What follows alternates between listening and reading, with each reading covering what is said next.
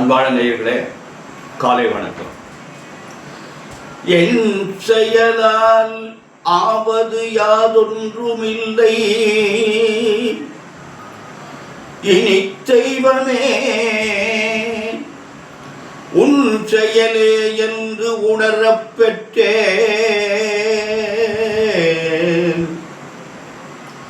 என் செயலால் ஆவது யாதொன்றுமில்லை, இனி தெய்வமே உள் செயலே என்று உணரப் பெற்றேன். ஊனெடுத்த பின் செய்த தீவினை யாதொன்றுமில்லை, பிறப்பதற்கு முன் செய்த தீவினையே இங்கனே வந்து மூண்டதுவே.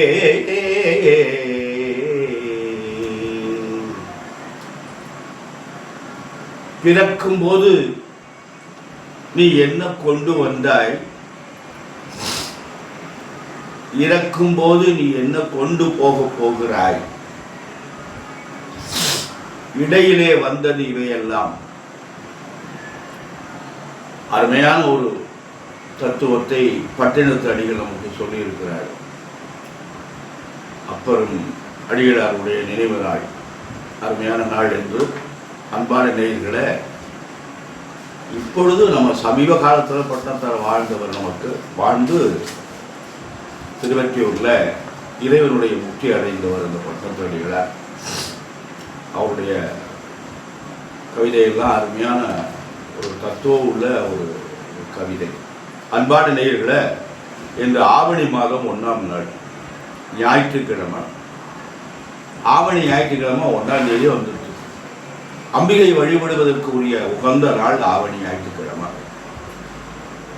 இன்று ரோகிணி நட்சத்திரம், அமிர்த யோகம். ராகு காலம்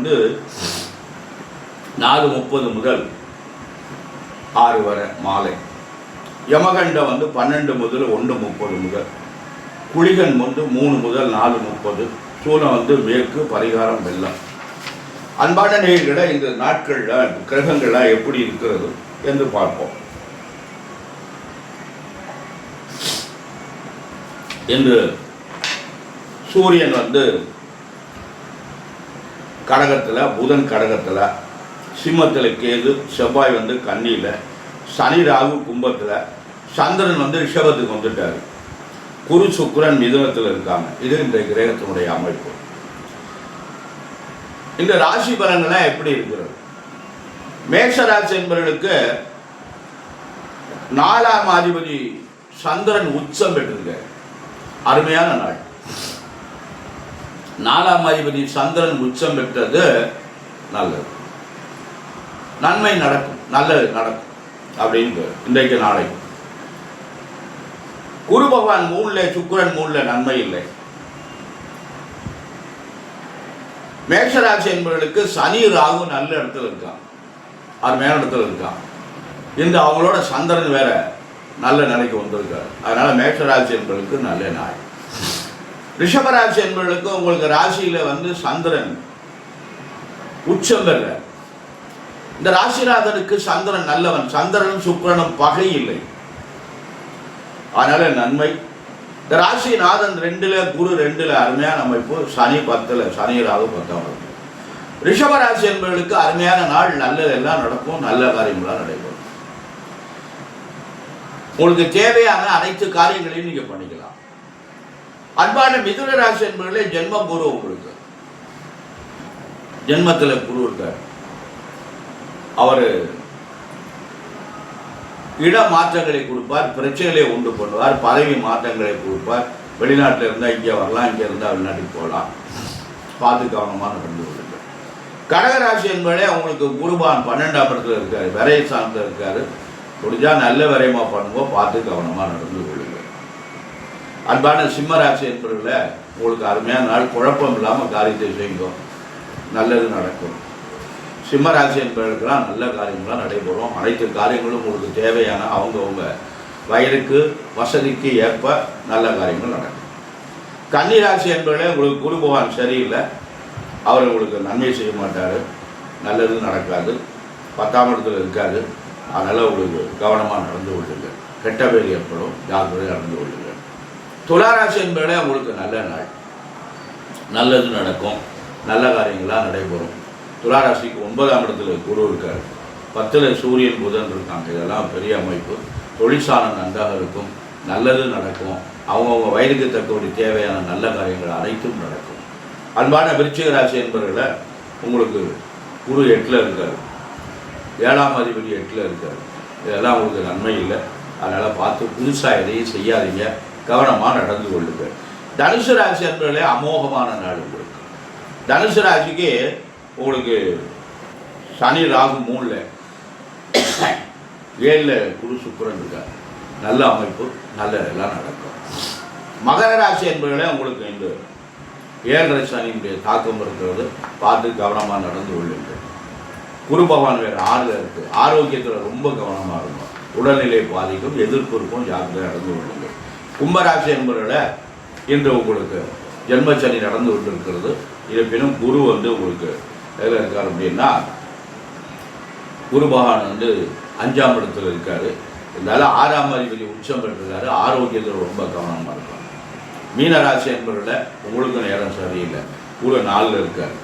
மீனராசி என்பவர்கள், கும்பராசி என்பவர்கள், மகர ராசி என்பவர்களாம் 7.5 தாக்கம் இருக்கிறது, பார்த்து கவனமாக நடந்து. 7.5 சனி முதல் சுற்று, 2ஆவது சுற்று, 3ஆவது சுற்றுலாம் கணக்கு சொல்லுவாங்க, அவங்கவுங்க வயதுக்கு தக்கபடி. அதனால் பார்த்து கவனமாக நடந்து கொள்ளுங்கள். சனிக்கிழமை தோறும் சனி பகவானுடைய வழிபாடு செய்யுங்க, எள்ளு தீபம் ஏற்றுங்க, காக்காய்க்கு அன்னம் வைங்க. சனிக்கிழமை தோறும் சனி பகவானுக்கு அர்ச்சனை பண்ணுங்க. முடிஞ்சதுன்னா வன்னி பத்திரம் முடிச்சதுன்னா எல்லாம் அர்ச்சனை பண்ணுங்க. நம்ம செய்கின்ற பிரார்த்தனைகள் நமக்கு நல்ல பலன்களை தரும் அப்படின்னாரு. அதனால் நமக்கு நல்லதே நடக்கும். அதாவது நாம் இறைவனை நாடி நாம் செய்கின்ற அத்தனை காரியங்களும் அத்தனை பணிகளும் நமக்கு நல்லது தரும், நன்மை தரும். நியாயமான முறையில் நாம் நடக்கணும், நியாயமான முறையில் சம்பாதிக்கணும், நம்முடைய குழந்தைகள்லாம் நன்றாக இருக்கணும். இதுக்கு நம்ம நேர்மையான முறையில் நமக்கு நடந்துக்கணும். இந்த ஜாதகத்தில் 9ஆம் இடம்னு ஒரு இடம் இருக்குது.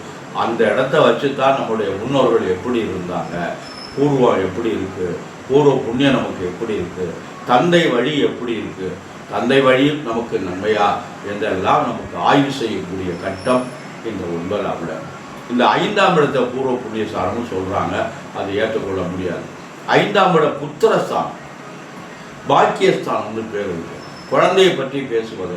9ஆம் இடம் தந்தை வழிதான் நமக்கு பூர்வீகம். 5ஆம் இடம் பூர்வீகம் இல்லை, தந்தை வழிதான் நமக்கு பூர்வீகம், அது 9ஆம் இடம் தான். அதனால் இந்த 9ஆம் இடத்தை வைத்துத்தான் நம்முடைய எதிர்காலம் எப்படி இருக்கிறது, நம்முடைய நன்மைகள் எப்படி இருக்கிறது, நமக்கு ஊழ்வினை பயன் இருக்கா, நமக்கு முன்னேற முடியுமா என்றெல்லாம் ஆய்வு செய்யக்கூடிய அந்த இடம் 9ஆம் இடம். ஆகவே நாம் என்ன பண்ணோம், கூடுமான வரை நல்லதே செய்யணும். ஒரு அறியாத பருவங்களில் சில தவறுகள் நேர்ந்திருக்கலாம், அது குற்றமில்லை, அது அறியாத பருவம் என்று பெயர். தெரிந்தபின் தவறு என்று சொல்வதுதான் குற்றம். தெரிந்து தவறு என்று தெரிந்தால் அதை செய்யக்கூடாது, அது குற்றம். அதனால் தெரிந்தபின் தவறு செய்வது மாபெரும் தவறு. அதனால் நாம் நம்முடைய சந்ததிகள் சிறப்பாக இருக்கணும், நம்முடைய பேரனுடைய எதிர்காலம் சிறப்பாக இருக்கணும். அதனால் எல்லாரும் ஒரு நாளைக்கு தாத்தா தான், எல்லாரும் ஒரு நாளைக்கு பேரன் தான். அதனால் நம்முடைய பேரன்கள் நம்முடைய வம்சம் தடைக்க வேண்டும் என்றால் நாம் நியாயமாக, நேர்மையாக, நீதியோடு, தர்மத்தோடு நடத்தாது. பாவங்களில் கொடிய பாவங்கள்லாம் நிறைய இருக்குது. அந்த பாவங்கள் நம்ம வம்சாவழியில் பின்னாடியே வந்துடும். அதனால் நம்ம எத்தனையோ பாவங்கள் சொல்லியிருக்காங்க. அதனால் நம்ம கூடுமான வரை தவறு செய்யாமல், அடுத்தவர்களை கெடுக்காமல், அடுத்தவர்களுக்கு வாழ்வதற்கு வழிவிட்டு நம்முடைய பிழைப்பை மட்டும் நாம் பார்த்து கொண்டு இருந்தோமையானால், நம்மளால் இயன்றளவு தர்மங்களை செய்தோமையானால் நமக்கு இறைவன் நல்லருள் செய்வான். இறைவா நமக்கு அதைத்தான் அந்த பட்டணத்தார் சொன்னார், நீ பிறக்கிற போது எதுவும் கொண்டுட்டு வந்ததில்லை, உன் இடுப்பில் எதுவுமே கிடையாது, வெறுனா தான் பிறந்த, போகும்போது இருக்கிற அரணாக்குடியை கூட அவன் வெட்டின்னு விட்டுருவான், அவனுடைய நிர்வாணமாக தான் போட்டு எரிப்பான். அதனால் வரும்போது கொடு வந்தது இல்லை, போகும்போதும் கொடு போவதில்லை அப்படின்னாரு.